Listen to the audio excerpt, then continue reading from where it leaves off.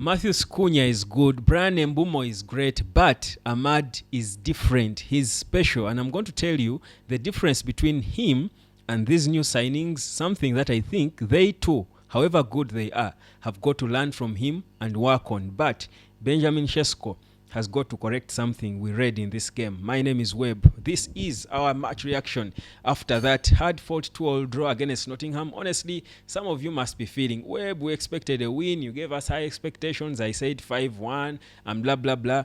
Honestly, this is a team, guys, that beat us on the last 3 occasions. This is Nottingham Forest, coached by a new guy in Sean Dyche, a very solid guy like we expected. You saw how Man United could barely penetrate. So I think this 2-2 draw can be taken. You don't think Man United is going to win every game they play, really. 3 wins and a draw is okay, especially a draw on the road against a team that has beaten you 3 times. But what can we take from this game?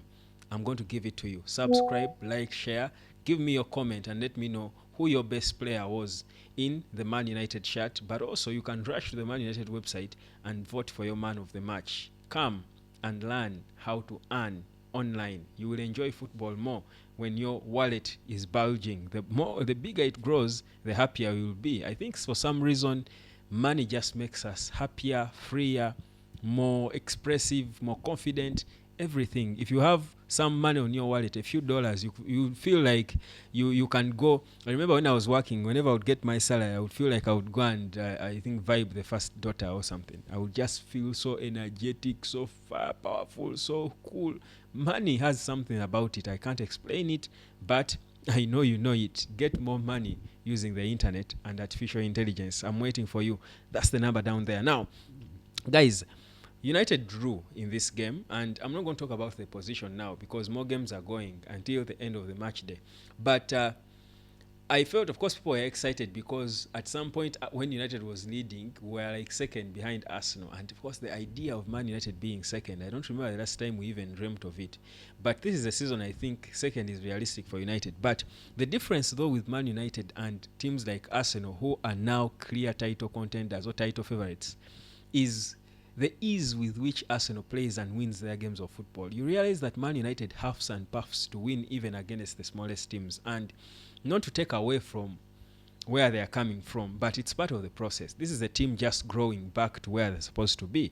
So, but we see that they are winning at least. Before they would huff and puff and still lose against Grimsby or a small team. So there's credit there that yes, they are huffing and puffing, but playing with an identity and winning games of football. Or fighting and not losing. So that's a positive and it's a step. Amorim said after the game that, which is true, before that second half, the 5 minutes when Nottingham got themselves back into the game, things crash like that, United is done. It's a disaster. This time around, they show that attitude and mentality to stay in it and fight until the end and get back. You felt that even when Man United was trailing, you felt that they were not subdued to a point that they were clueless and losing their shape and identity. And that is those are some of the things that made Amorim hide when losing against Grimsby, because this was not his team. It was not representing him. Yes, it is okay for you to be led. You're not playing against yourself. You're not playing against babies. They are also a team coached and put together and paid to come and win a game of football. But if they lead against you, how do you react? Do you subdue yourself? Do you just crash and dismantle and lose trust in what you trained, in the methods, in the approach that the coach gave you? I thought that's something that Amorim has changed. And for me, these games that test us and test our resolve and character are okay.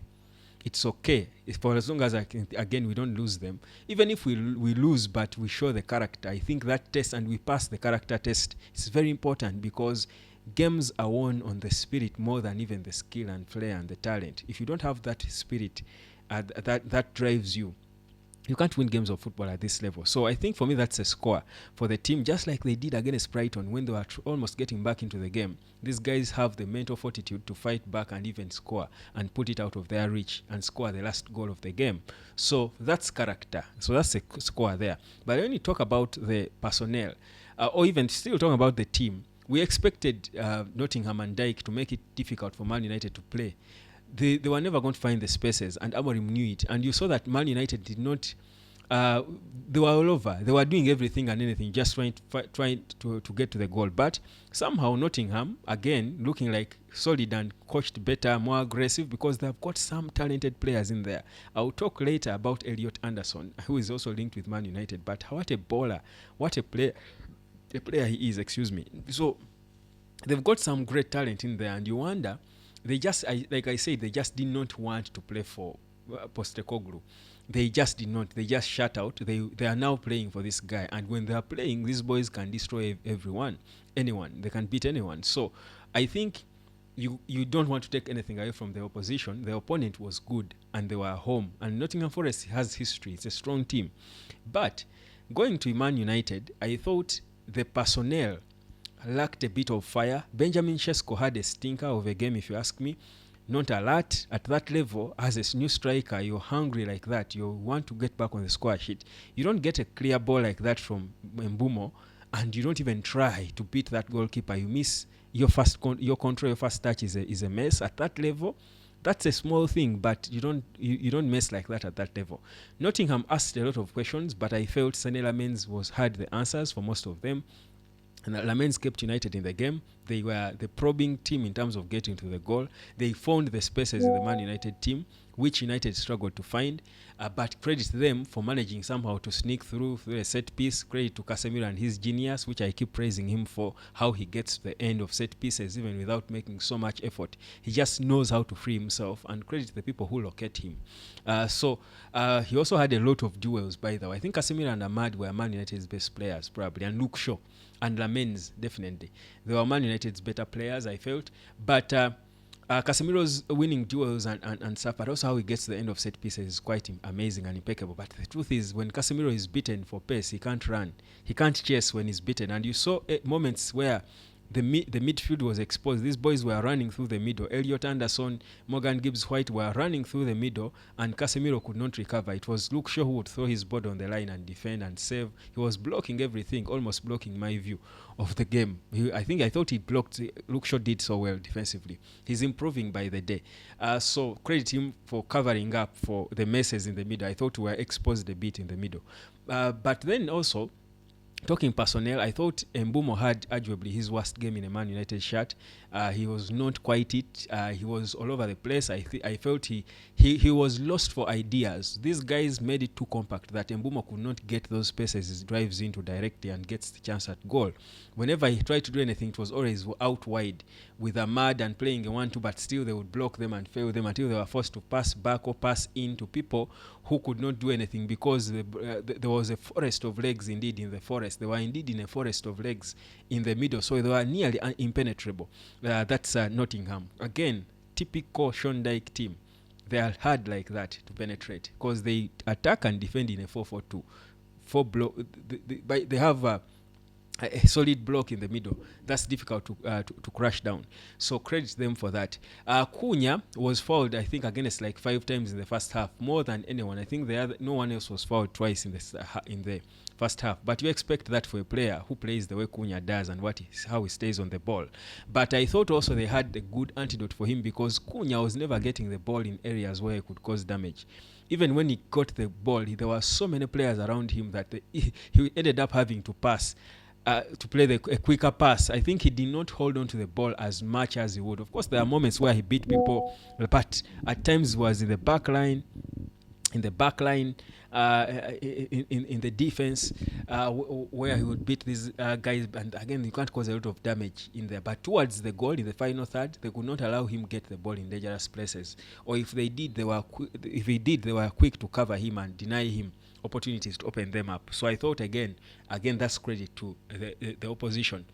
Then I thought the substitutions, Dogo I thought came on for Dalo, and I think did decently well. I think he was partly involved in the goal that the equalizer by Ahmad, and I thought Mazraoui did not have a good game. He came on and was struggling, and he was beaten, losing balls. He lost his sharpness, and I think you expect that from a player who has been injured for some time. And I can't fault Amorim for bringing on Mazraoui for Lenny Yoro.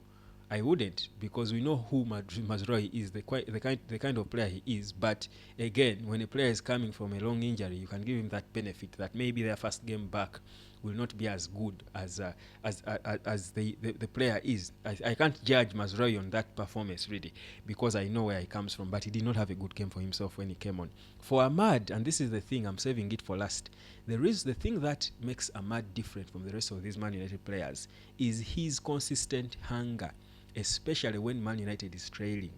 Even in the last minute, Ahmad is so fired up and is fighting and is going and is probing, and for some reason he becomes more clinical when United is in need. I don't know why. Why is he clinical in need? I've lost count of how many times Ahmad has scored late goals for United to either win us a game at Etihad or keep us in a game against Southampton and stuff like that. You saw what he did against Liverpool. I mean, he just for some reason just keeps himself in the game, and for me that's the thing of it's a mental thing. I've told you before, football is a game of mentality. I think Mbeumo and Kuna need to get that Ahmad mentality, because they are probably better players than he is, but he has got a stronger mentality. That's why he can just hit that ball like that in the back of the net with all that power and precision in the last minutes, not once, not twice. So I think for me, for that reason, that mentality, whereas Lamens kept us in the game, I think for me, my man of the match was Ahmad. Run to the Man United website and vote for your man of the match. Come and learn how to earn online. So for this game, we take the draw. This is a team that beat us 3 times. Take the draw. It's something you can appreciate. We are not expected to win every game. Also, Arsenal, the difference between United and Arsenal and where we are growing to, we should be winning games comfortably. We half and puff to win games, and that's part of the process. At least we half and puff and win them. Before we would half and puff and lose against Grimsby, we half and puff to win. In the future, when we keep growing, we shall be as comfortable as Arsenal looks when they are disposing off minnows.